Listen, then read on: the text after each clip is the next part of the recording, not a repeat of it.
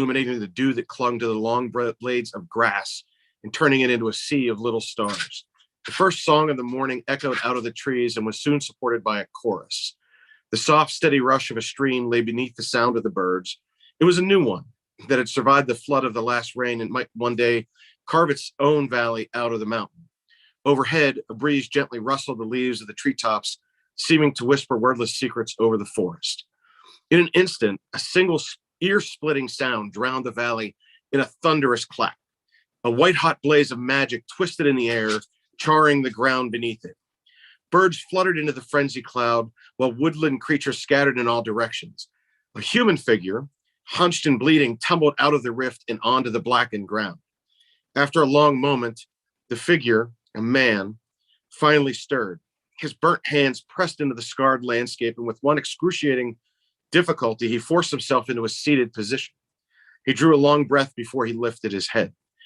The man's face was dirty, his countenance heavily obscured by soot and ash. From his slow movement and hunched posture, he could have been taken for an old man, though in truth, he was barely beyond 40. Two dark rivulets of blood flowed over the grubby mess of his cheeks, dribbling like tears from hollow eye sockets. The man's head cocked abruptly to one side, alerted by some instinct, and he listened intently. The faint sound of horses' hooves and the shouting of men's voices issued from the magical portal, which still hung in the air. He cursed to himself and lurched unsteadily to his feet. The man swayed briefly, as if unsure of his balance, and then began stumbling deeper into the woods. He reached out with his hand and felt his way between the trees.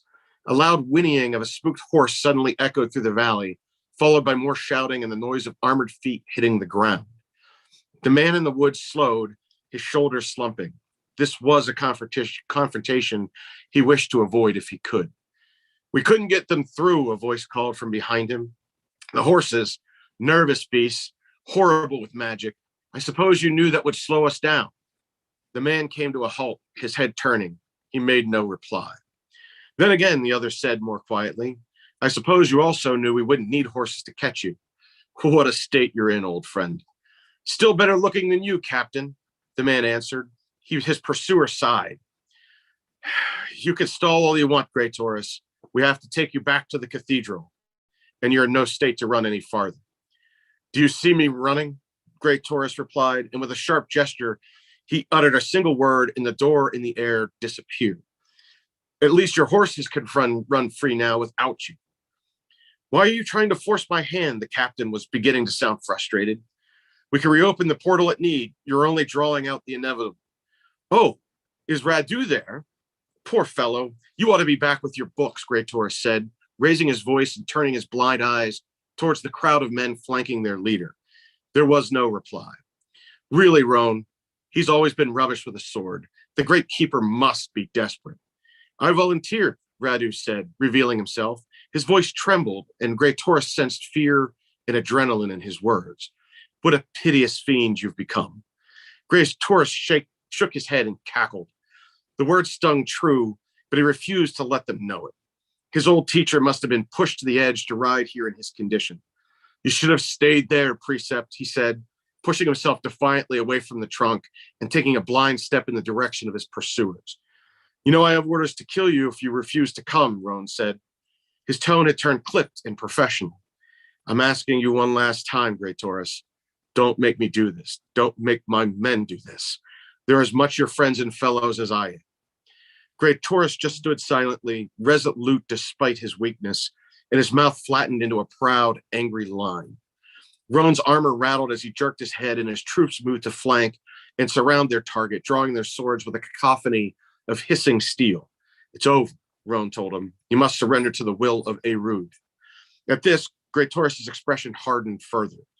"You know," he said, "an all-knowing god such as Erud ought to have seen this coming and resolved it before it happened. Erud has no will." "Heresy," Radu snapped from the ranks of the soldiers surrounding him. "No, Radu, it's true," Grey Taurus went on, unbothered. "Because if Erud had a will, one would think, logically speaking, that they'd do something to stop what I'm about to do." The knights shifted toward Grey Taurus as Roan raised his gauntleted hand to give the kill order. All of them moved a split second too late. Only Radu, quick-witted and poor with a sword, had either the cowardice or the presence of mind to stammer out a protection spell. Drennering Underführer Dot, the blind man uttered. All the men surrounding him winced in agony, grabbing at their chests and throat. Pain grew in Great Taurus's arms, pulsing through his veins. A magical necrosis drained the energy from the trees and grass around him. The waves of energy inside him morphed from life to death, temporarily becoming one. The spell was working.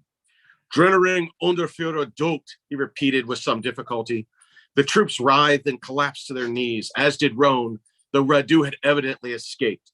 Great Taurus did his best to ignore their groans, as well as the brutal, scorching pain that racked his entire body as the spell took effect.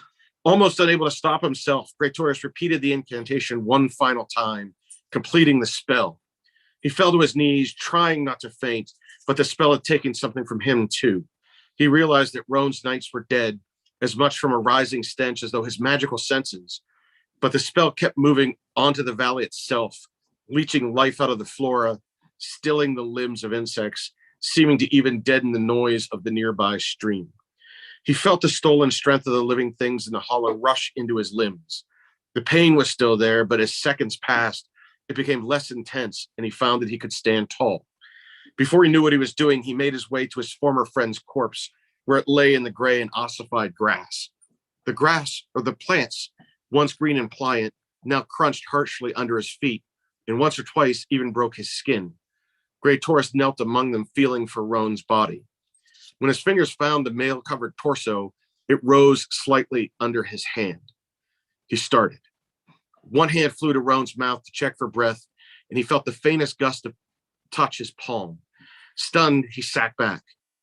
The captain was clearly on the edge of death, but by all rights, he shouldn't have survived the first wave of the spell, let alone the last. Great Taurus paused, listening to Roan's quiet, labored breathing.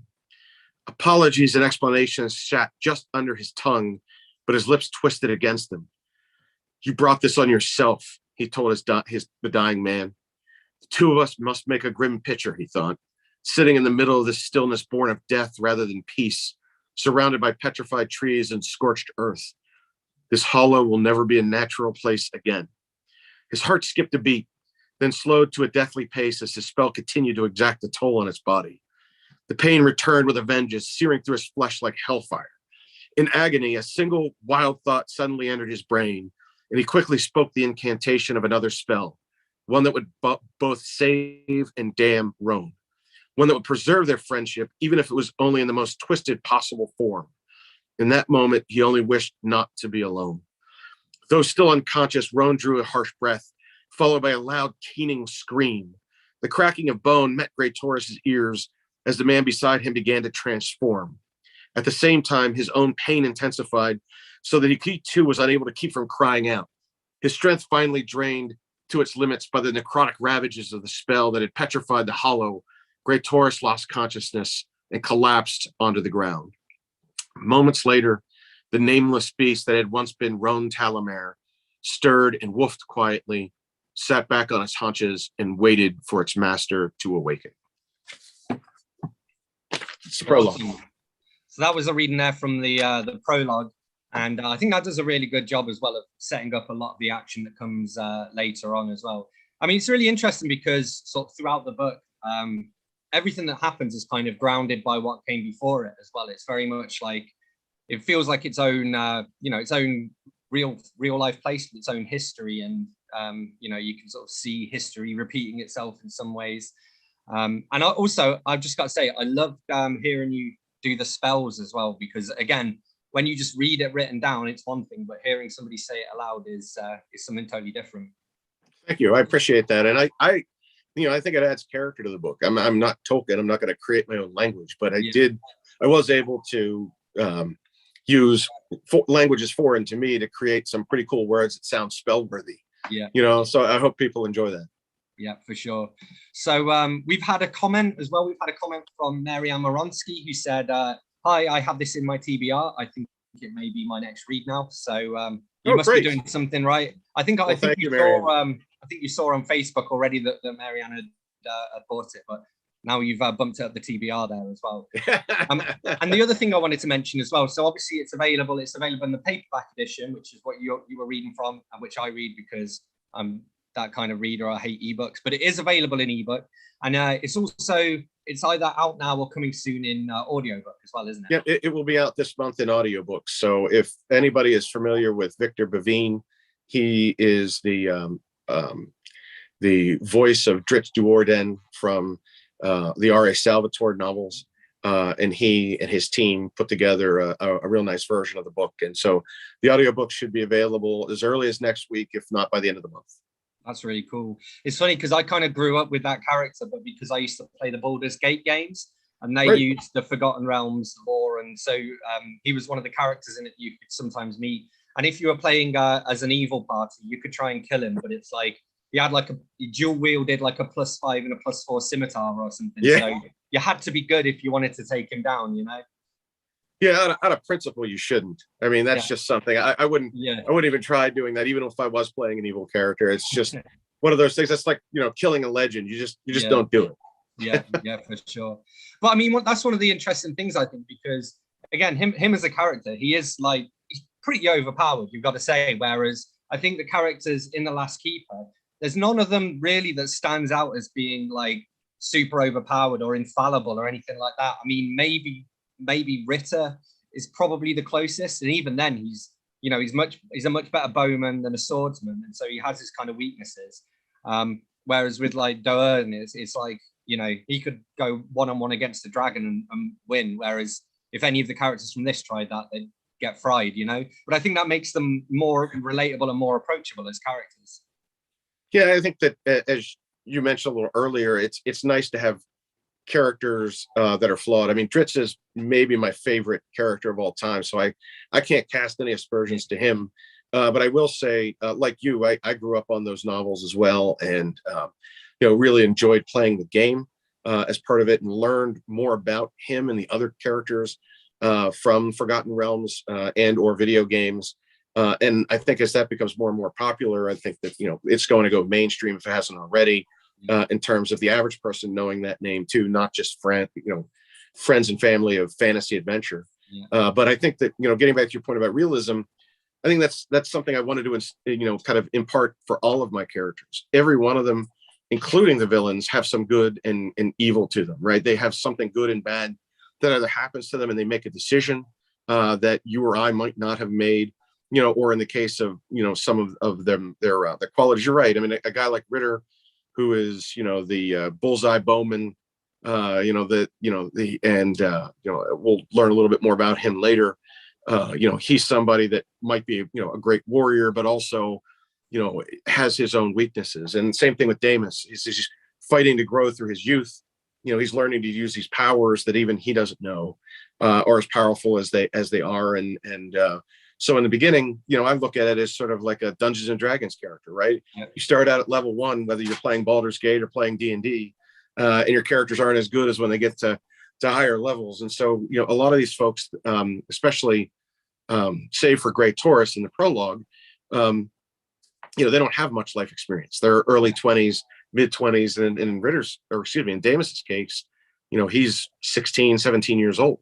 Yeah. And so he's learning to be better. He's learning to master his skills. And I think I need to capture that as part of the spirit of the novel and show growth in those characters. And they're not always going to make the right decisions. So, yeah. I mean, I think with Damus in particular, we actually, I think me and you have talked about this, where you can see throughout the novel as he matures. Like at the beginning, he's very much like, I don't want to say he's necessarily immature, but he's definitely quite naive and has only seen like his own narrow little slice of the world. And then by the end of the novel, the way that he talks, the way that he acts have all changed slightly. And it's not a sudden change. It just sort of happens slowly throughout the novel as a real character would mature by the things he's seen. By the end of it, he's seen enough stuff to, be as cynical as an old man, really. So it's kind of a miracle that he is still relatively, relatively the same character, but he's definitely matured from the first page to the last. Yeah, and that's my goal. I think you'll see a lot more of that maturity in the second novel, Vorden's Lair, which will be out sometime in the spring or summer. And by the end of the book 3 or book 4, he's grown from, this teenage near manhood into full manhood. And he becomes more formidable as a result of that. He's seen, like you said, he's seen horrors and things in the world that he couldn't capture when he was growing up as a cloistered noble in Castleshire, or, being taught in the cathedral of the Watchful Eye. I mean, he's been, hunkered down and away from things. He hasn't been able to see the world except for one trail that leads from one city to the next. And now he gets to go out and not only see that there are dangers there, but understand better what he needs to do and the opportunity he's been given as the last keeper. Yeah, for sure. So one of the things we talked about, we're going to be doing a bit of a giveaway for some Warminster goodies, and you've got a question that you're gonna put to people. We're asking people to leave it as a comment, so they can leave it on wherever they're watching. I mean, YouTube is the main place, but Facebook, Instagram, etc. They're gonna leave their answers to this comment, and we're gonna pick a winner at the end who's gonna receive some goodies. So do you want to fire your question away? Yeah, and my question's kind of a cheat already, because you and I have already talked about the Salvatore series and many of the Drizzt and Brunor, Caddy Bree books. So I think everybody knows what my favorite is, but I'm looking to see what the watchers and the listeners, what they think. What is their favorite fantasy adventure? Is it Game of Thrones? Is it Tolkien? Is it something from Terry Brooks or Sanderson? Or do you have something that might be a little bit more obscure that we as fans of sword and sorcery and epic fantasy would like to hear from? So the one that has the best answer will get the prizes. Awesome. Cool. So I'm going to fire away a few more little questions at you, and then you're going to do another reading. So I've got a bunch prepared, and I mean, also I've already asked you a bunch of questions that have just cropped up naturally as well. But I mean, that's what makes a good interview anyway, when it feels like more of a chat. So right. Yeah. But so one of the questions that I think is quite a nice little segue here, as you just mentioned, Tolkien and Game of Thrones and that kind of thing. And one of the things that we sort of concentrated on during editing was to make sure that you weren't like hijacking terminology from Tolkien or just cloning Tolkien or Dungeons and Dragons monsters.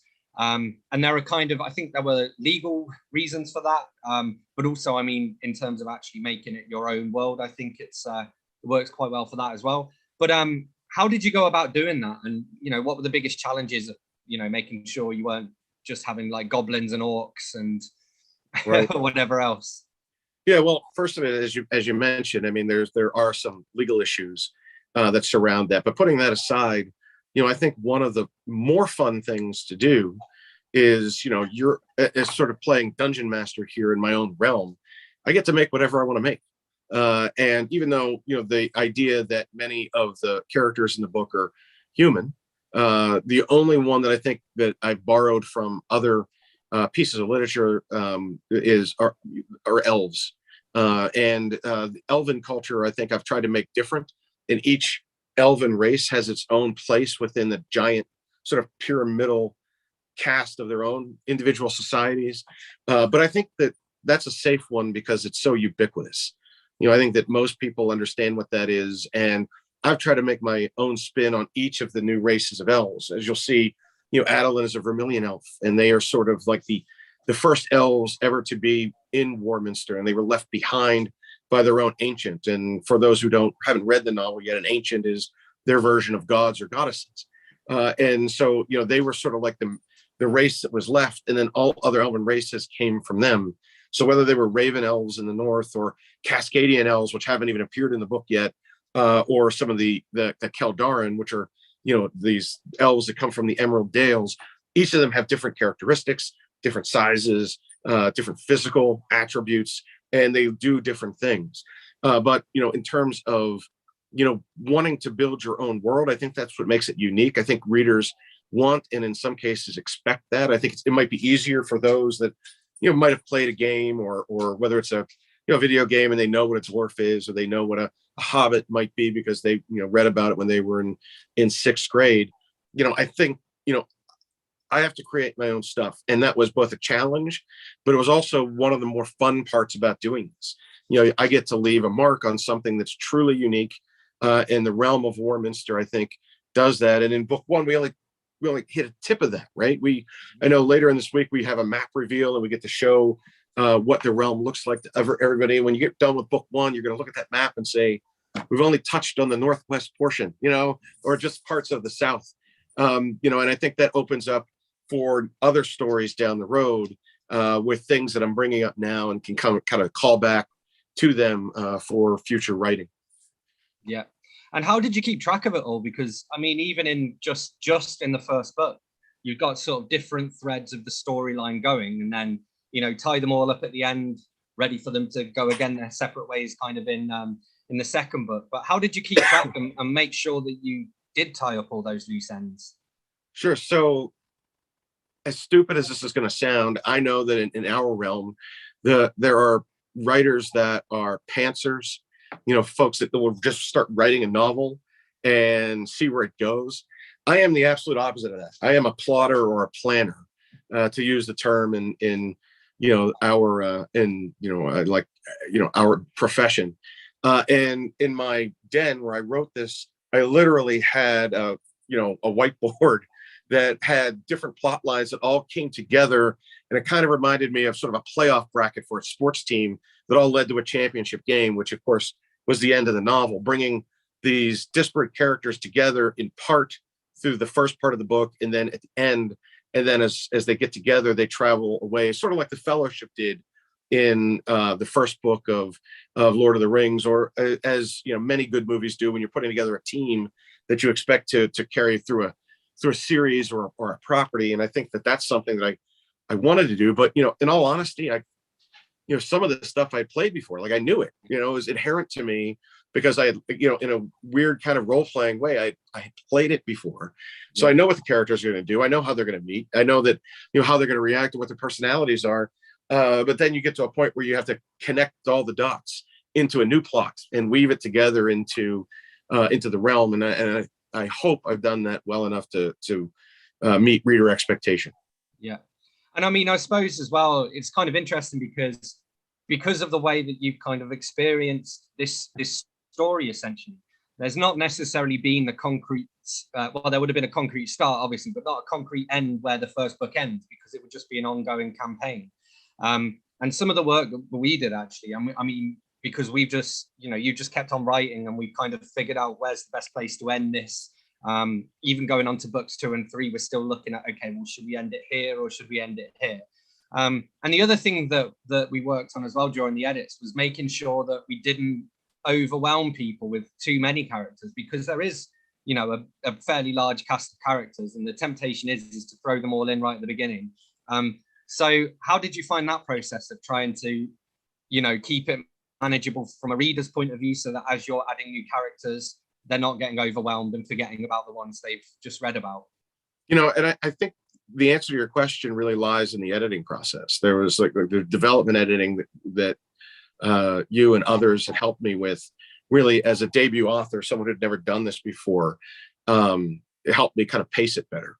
And as part of that, I think I went in the beginning and I gave way too much information up front. And the advice I had gotten from you and others were to kind of pare that back, let the reader not just know the characters, but also identify with them and learn from them. And so much of the story that in the beginning was frankly just a very big epic fantasy novel turned into a series as a result of that. Because I think as folks fall in love, I hope folks fall in love with the characters and can identify with the struggles and the obstacles that they have to overcome.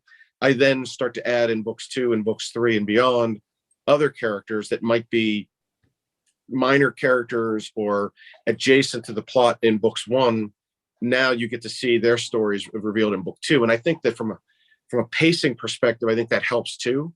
So you don't know everybody's background from the beginning. And I think that helps to, add to the enjoyment when you read a book. Either you want to be surprised by something, you want something else to come out, and here's in the beginning, I just read the prologue and you're like, oh man, this great tourist guy he's a jerk, but tell me what you think about him in book 3, right? And where he got to where he was and why he did what he did. And, those are the kind of reveals I think I now have a chance to do. And so I hope that answers your question. Yeah, it does. I mean, I was just thinking that's funny because, obviously only book one is out so far, and I am privileged enough to have read the manuscript for book two as well. So I'm sort of privy to a little bit more information than most, but obviously you as the creator, you know the whole story as well. And there've even been, I'm sure there were times when we were working on the book when I left a comment somewhere saying, I'd leave a comment saying like, I hope this comes back into it later, or you've mentioned this, like you need to make a bigger deal of this, and you're kind of there like, don't worry, I've already. It's very deliberate, you know. So it's kind of like there's the old writing rule, which is like if someone's going to fire a gun at the end of the third act, you need to mention it in the first act.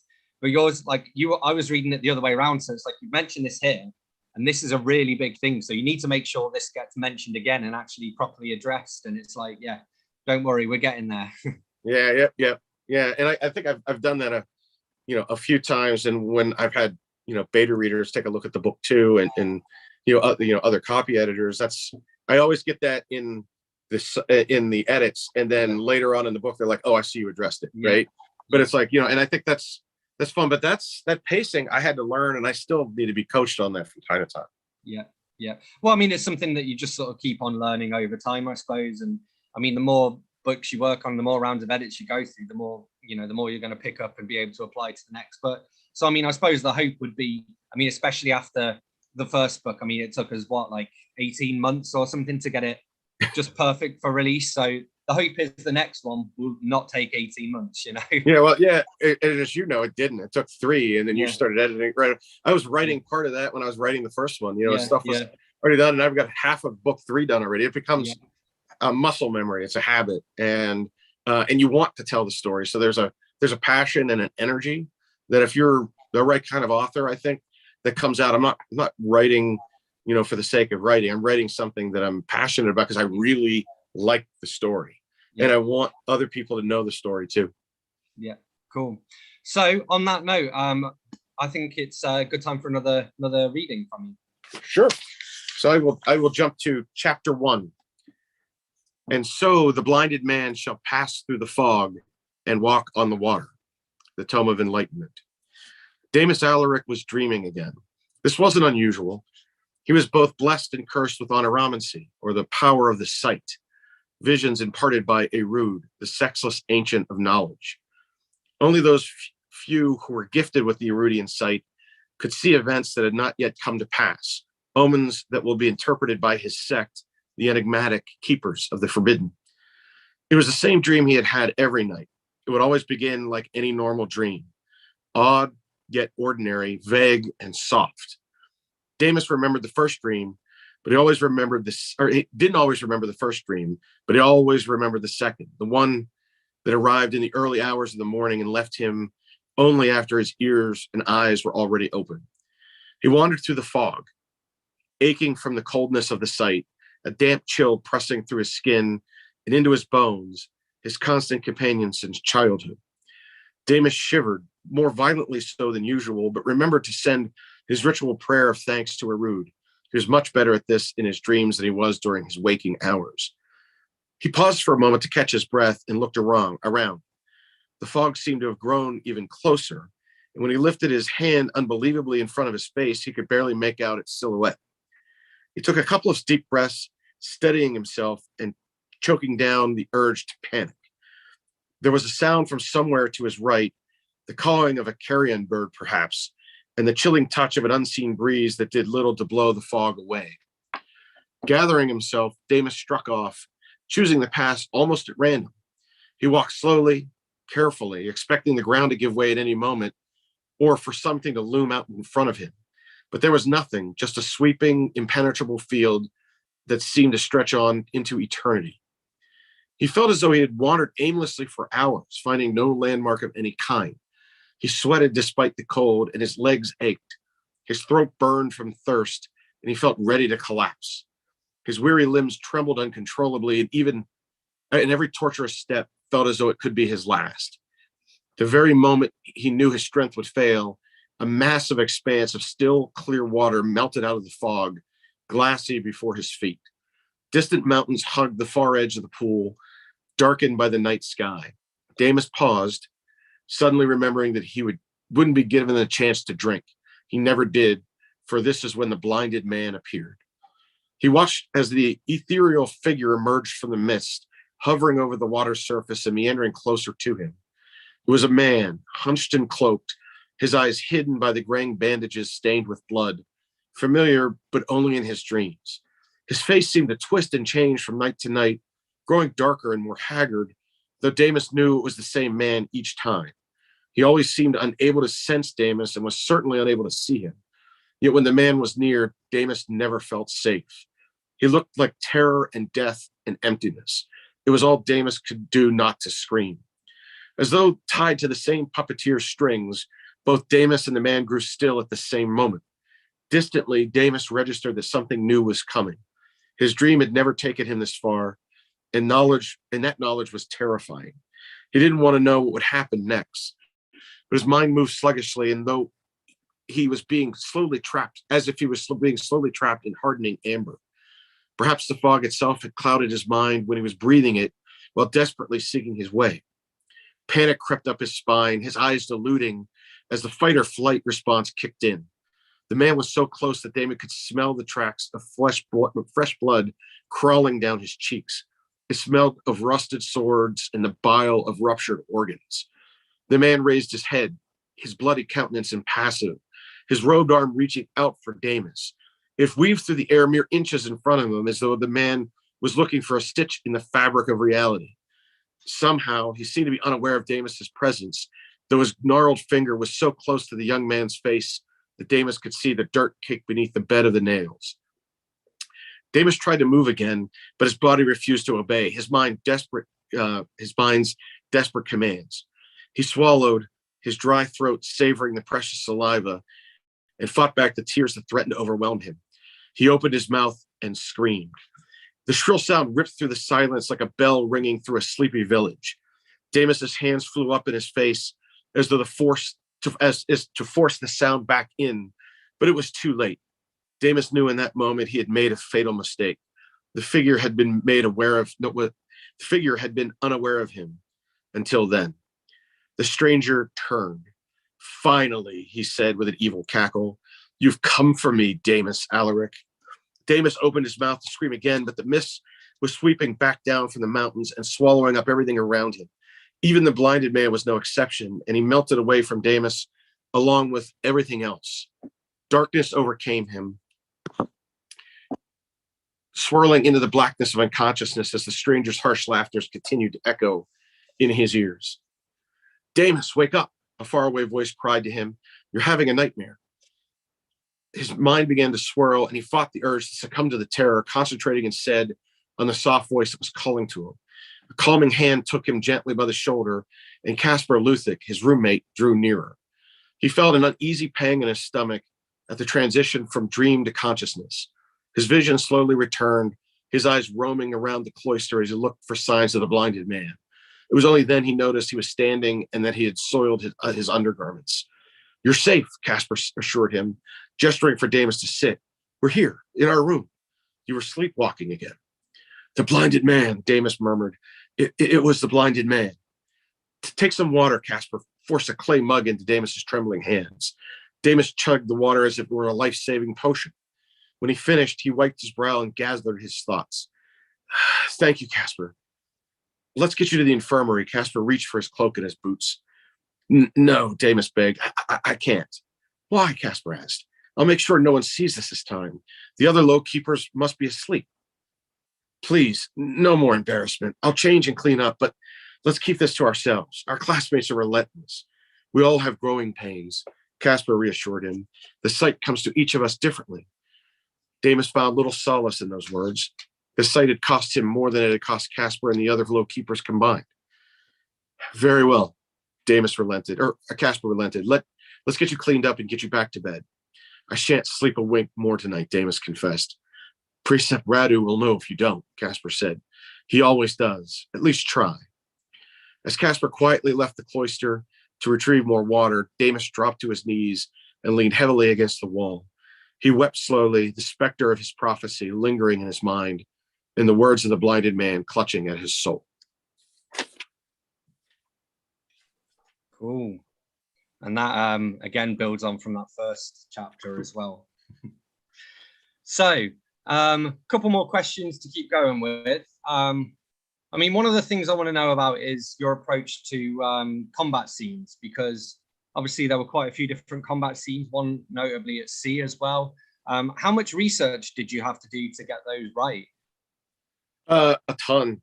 As someone that doesn't have true life experience in any kind of quasi-medieval fantastical battle on land or sea, you kind of have to not just wing it, but you also have to know a little bit about the equipment that they might use. And even though I've tweaked some of the equipment to fit this world and be unique to it, like for some of the nautical scenes, I think my years of reading military history and also I think playing various games, you learn things about equipment, you learn things about armor and shields, and there's even a small a group that gets together and does LARPing around here. And I did that when I was younger, did it when I was in college.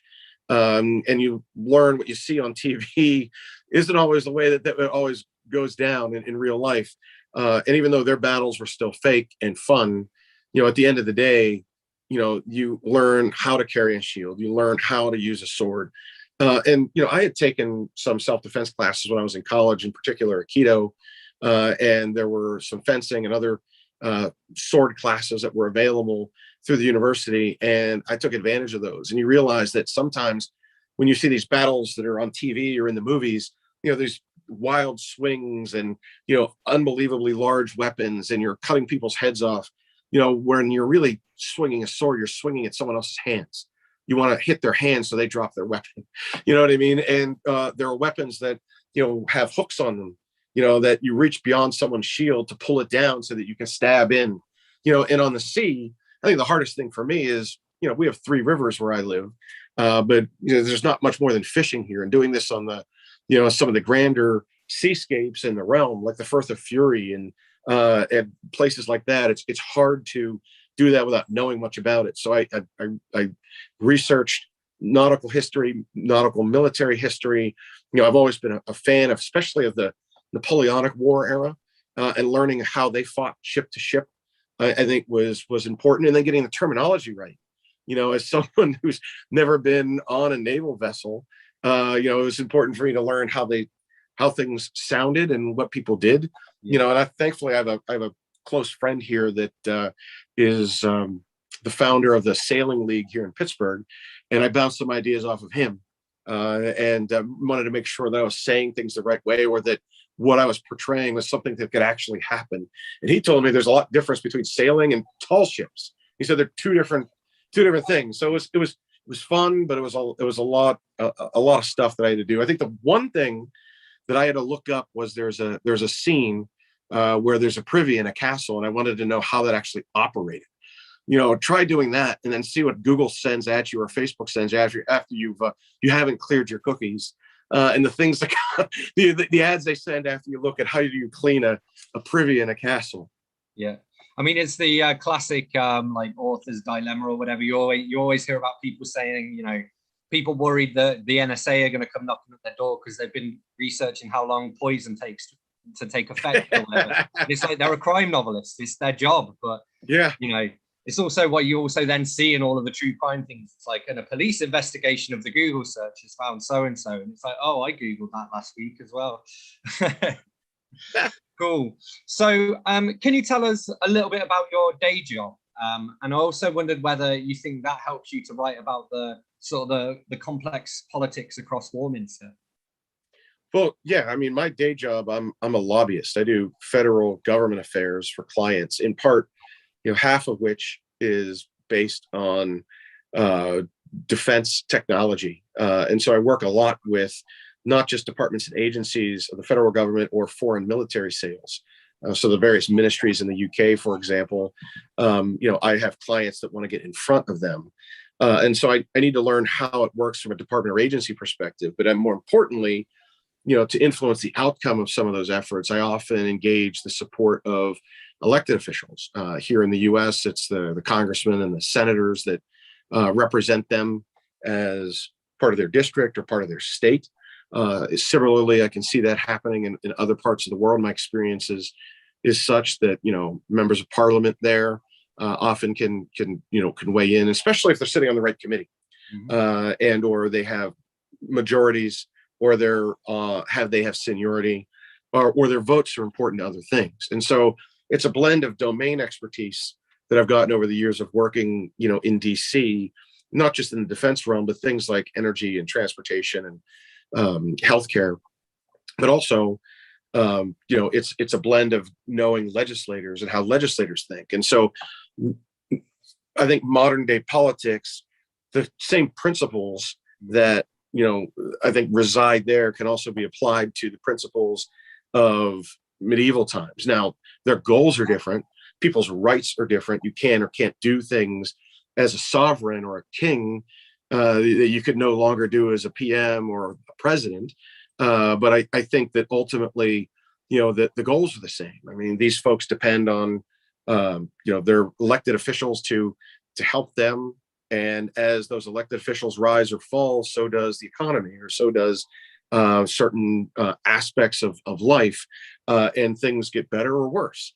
And so I think learning, as I see how it works on a day-to-day basis, also the intrigue, the deals that are made. And I think in particular in book 1, in The Last Keeper, you see a number of those deals sort of play out with one of the villains in Dragich von Lormark, as he tries his coup to overthrow the king. And, he's cutting deals with neighboring baronies, and he's cutting deals with merchant clans, and he's cutting deals with bandits, just to make things happen that wouldn't normally happen. And I think that kind of stuff, I've learned to see how within the framework of Washington, D.C., how bills become a law, or how things are stopped, or how nations go to war, or how things are stopped. I've seen that over the 20 years of my career doing this. And so I think it's very applicable to what I'm writing. And it's easy to weave into the overall story arc. Yeah. And I mean, again, within Warminster, you've got the main 7 baronies, but then you've got like the other sort of parts of the realm and stuff as well. And even then, you just saying about how different decisions and things can impact, say, the economy. I mean, there's a point in The Last Keeper, for example, where at one point they're worried about food.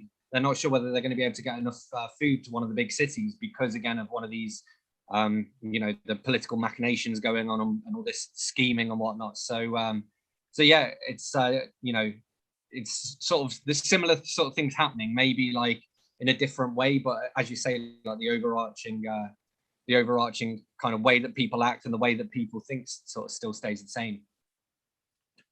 Yep. And I think that you could see that throughout history too. I mean, Napoleon had to supply his troops with, depot lines. And if those were disturbed by the enemy, his men would not eat. And then his forces would not fight as well. And some would desert, and becomes a morale issue.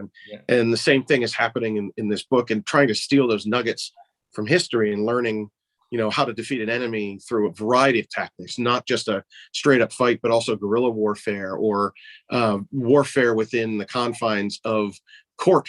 I think is a fun way to kind of portray some of these characters, and and doing that on a day-to-day basis for a couple of decades gives me a little bit of an advantage, I guess. Yep, and I mean that does happen towards the end as well. We have one of the main characters who goes to the regent court there, and we sort of see a hearing there which sort of decides someone's fate. And I think that, I mean, that's right at the end of the book as well, isn't it? It kind of sets up the direction the second book's going to take as well. Yep, and I think we see that. I mean, I think the caveat is, it's a, I tried to make it as a parliament or a Congress, but instead of it being of one nation, it's of many nations coming together, more closer to the UN than an individual nation status. I think that is something that I've seen in some sci-fi books that I liked, and kind of borrowing that from that. I think Star Trek in the Federation is the same way, right? Like everybody has their home rule, but they also report to the Federation. And I think that kind of thing we see here a little bit with the caveat in Castleshire. Cool. So one last question I want to ask you. I'm going to fire off this one last question, then we'll have another reading from you, and then we'll wrap things up. But I wondered, what can you tell us, without sharing spoilers, of what's going to be coming later on in the series? Yeah. So without the spoilers, which is difficult because not every character in the first book makes it to the second book, the struggle for Damus continues. He gets to the end, and the folks that had helped him get to where he was, they now have to go on the next adventure, which will help them solve this riddle and find ways to stop Grey Taurus from his plan of revenge. And so I think many folks that fall in love with some of the main characters in the first book will see that also play out in the second book, and they're going to go. And I look at it as a number of moving parts, right? And there's some new characters that are going to be brought into the scene for the second novel that take a larger role, and even Prince Montgomery gets a chance to go north and meet the Norsemen, who are their rivals, and tries to get them to align with them because Thronehelm is being overwhelmed. And so I know you've seen it and you've had a sneak peek of it. I think it's still just as action packed. I think people that like the heroes and villains are going to like the heroes and villains in the second and the third even. And I hope it's a nice continuation of the first story. Cool, perfect. So just as a reminder for people who are watching as well, we're looking for people to share, to tell us in the comments what their favorite fantasy book or even fantasy series is. And we're going to give away a bit of swag to our favorite answer as well. So don't forget to do that. In the meantime, Joe is going to give us another reading. Yeah, from chapter 2. A hunter who knows how to hunt without his falcon. A Faxarian proverb. Sir Ritter Vulcaneer was daydreaming of a new pair of boots. He'd torn a hole in the sole of his current pair after deftly escaping the snare trap set by the troll-born tribes that hunted close to his ancestral home at this time of year. They'd been hoping for small game, but instead he'd left them with shoe leather. He was on the hunt with his long marchers, a team of rangers and scouts moving noiselessly from tree to tree deep within the forest of Ravenwood. The long marchers had been given their moniker by Ritter's father, Lord Herzog Vulcaneer, because he felt it perfectly befitted the scouting element of his small retinue of rangers. They operated outside of typical military protocols and spent extended periods of time in the field. Ritter leaned against a tree and followed his mind to Storm, his war falcon, surveying the forest from high above. He saw through Storm's eyes, heard through his ears, and could command the bird to watch, fly, or attack with a quick thought. It was an affinity to animals they inherited from his mother, a raven elf and sorceress. It would shorten the hunt, but Ritter enjoyed the simplicity of the link. There were no politics, no hidden meanings, but a shared existence impossible to describe to those who didn't possess the same ability. Juxtaposing the falcon's vision with his own, Ritter watched a stag bounding in from the south. The stag, unaware of Storm and Ritter, was climbing a mossy rock formation below the hunter. It was soon within range. Ritter slowly and quietly adjusted his body against the tree, relaxing his bowstring and moving his longbow from one side of the trunk to the other, anticipating the coming shot. He took a deep, long breath to calm the excitement before the kill. The stag bent to drink at the stream not 50 yards away from him, then raised its neck as though it had been alerted somehow to his presence. It paused for a moment, then leapt forward in an unpredictable burst, fleeing the stream in a blind sprint. Ritter felt the tension rise as adrenaline surged through his veins. His heartbeat echoed in time with the stag's own hurried pace. With his bowstring drawn with his bowstring drawn back and begging to be let loose, it was time for the shot. He turned to his right, where his lieutenant, Wilcox de la Croix, stood below him, his longbow also drawn. Ritter knew he had the superior shot lined up while Wilcox was still knocking an arrow to his string. He smiled to himself, tweaked his aim to the left, and let his arrow fly, whistling within a foot or so of the stag. The stag turned and raced through the underbrush toward Delacroix, whose arrow was finally knocked and who released the string just in time. The arrow flew true and hit its target, downing the stag on impact. Ritter turned to face his friend from the perch in the tree and said, "Good shot, Delacroix. It's about time you feathered us a nice meal." "Ha!" Delacroix boasted, beaming with pride. "The famous bullseye bowman of the bridge, beaten again. If you keep this up, someone will have to take your title at the next Cross Arrows tournament." Perhaps, Ritter replied, smiling enigmatically, but 50 silver laurels say it won't be you. By now, more of the Long Marchers had arrived and progressed through the forest as silent as a squirrel. Ritter turned to look at them and pointed at the downed animal. Someone cut his throat and truss him up. He said, "We dine well tonight." When darkness fell, Ritter ordered his men to set camp on the outskirts of the forest. His Long Marchers dug a fire pit and created a rudimentary spit using a spear and a couple of downed trees. Delacroix's kill was skinned, prepared, and impaled on the spear, and once the meat was cooked and the camp had been struck, the men set about it with their knives until nothing remained but bone.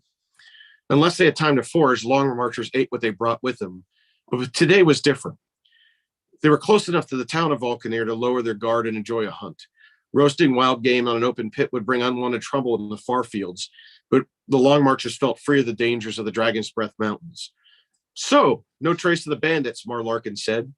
A raven elf from a nearby forest, though still subject to the crown, Mar sat amongst the huddled group. "A fortnight searching for them and nary a hoofprint." "If the rumors are true," Delacroix replied, "and Veldred Nightcloak has come to Ravenwood, we'll find him." The Long Marchers were used to tracking the Trollborn tribes of the north, and on rare occasion, the cryptid creatures of the nearby wilds. Cryptids were the not-so-mythical beasts that plagued their borders every now and then. "Confident, are you?" Tilleron, the group's official bard, said subconsciously, strumming the notes of his newest song on his lute. "Shall I start composing the ballad of Wilcox Delacroix?" The Long Marchers chuckled at the lieutenant's expense, and even Delacroix found humor at the jab as he took a swig of his ale. If the cloak was truly the one who pillaged these villages in Queen's Chapel, he shouldn't be hard to find, Rufus Cragg offered while taking a drag of his pipe. "You can't hide the trail of 100 horses in the woods so easily." Cragg, like Ritter, was Trollborn. While Ritter was Trollborn of a human father and an elven mother, Cragg was born part human and part Huldrefolk on his mother's side. The Huldrefolk were half the size of humans, and depending on their lineage, they made quick and vicious warriors. Cragg's human blood made him taller and even stronger than the average Huldrer, to the benefit of the Long Marchers. "Are the Raven Elves searching too, Sir Ritter?" Mar asked. "Aye," Ritter replied, after taking a bite of his venison. "My mother assured me that she sent word to the coronel." "Then you doubt the reports from Queen's Chapel, sir?" Delacroix asked. "Someone raided those towns." Ritter stood and spat into the fire pit. "But if the rumors are true and the cloak vanished into the dragon breasts as if he'd never been there." "Horses and carts laden with treasure always leave tracks," Delacroix observed. "Yet we found none," Ritter said starkly. "Our adversaries, whoever they may be, are skillful." "Then let's drink to the latter lass among us who finds a hint of their path," Mar pledged, raising his tankard high. "To the bastard's trail." "The trail," the group toasted. They sat up and drinking for the rest of the night, picking at the remainder of the bones clean and going about their business in the bushes.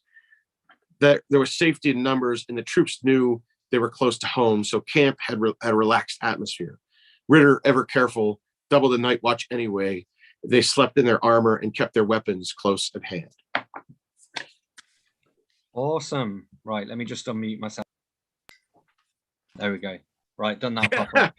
Brilliant. Cool. Okay, well, I think that's about it for us today. So thank you to everybody who's tuned in. I don't think anyone's entered our competition. We'll leave it open until afterwards because I'm expecting quite a few people are going to catch up with this sort of on demand after it's aired. So we'll give I'll tell you what, we'll say this time next week. So 8 p.m. UK time on the 12th of January, we'll come back in and we'll pick our winner and get in touch with those and send them some goodies. In the meantime, as we said, where have I put my copy? The Last Keeper by J.V. Hilliard is available in paperback and electronic formats in all good retailers.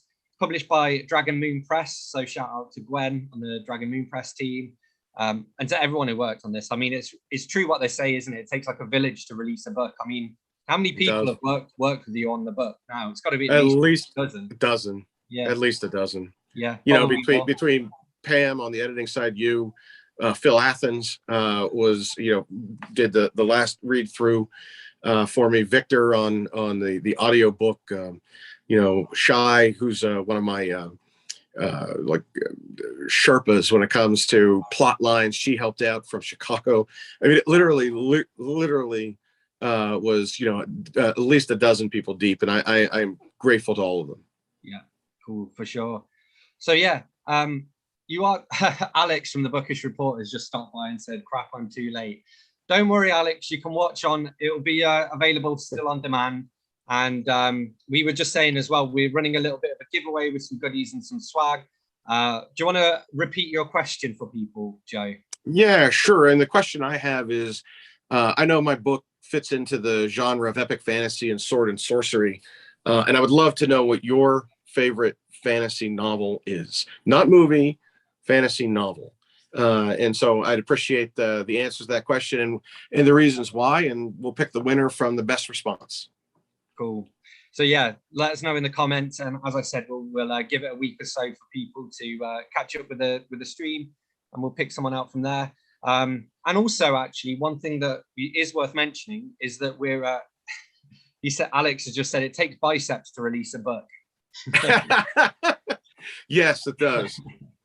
So another thing that we should mention as well is if people are interested in receiving a review copy of it as well, especially, for example, Alex, he has a YouTube channel. So if you're a reviewer, a blogger, then reach out to myself or Joe. Do you want to share an email address people can reach you on?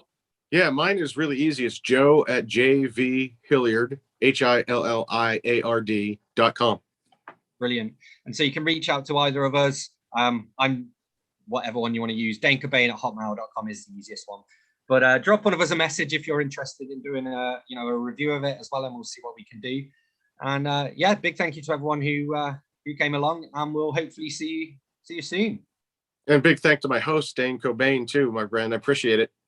Couldn't do this without you. Yeah, no, it's been fun.